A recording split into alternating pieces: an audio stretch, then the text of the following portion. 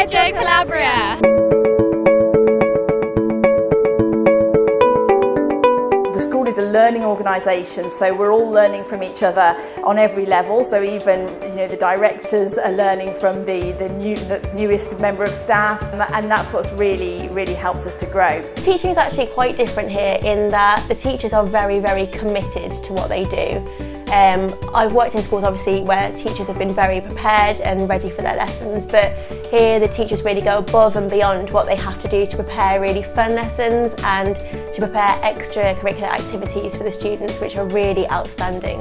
One thing I've found about working in this school are the range of opportunities for experimenting with teaching and trying new methodologies, and the encouragement that you get from other teachers and from the DOS and from the trainers to try different things and to use different approaches. Formally and informally, there are so many different opportunities that we get, from weekly inset to reading groups, and I mean everything you could possibly want, IH qualifications, certificates, so that you can get the training that you want that will really help you kind of do your own job better, but also exploring interests that you have in ELT and ways to get ahead in your career.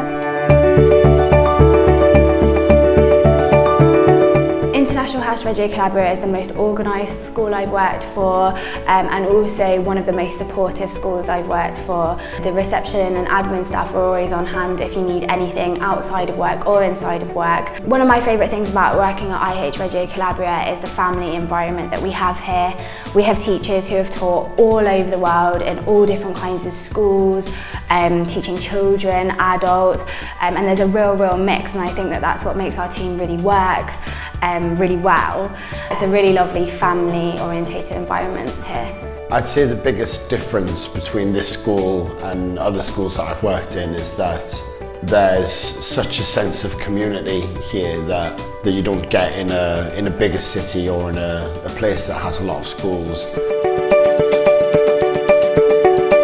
Italian students are a lot more confident than other students that I've taught. They're always willing to participate in lessons, to say something even if they're not sure of the answer, and that's a real pleasure. I've taught in Vietnam before, and the Italian students are much more animated and maybe a tiny bit louder, but they're really creative and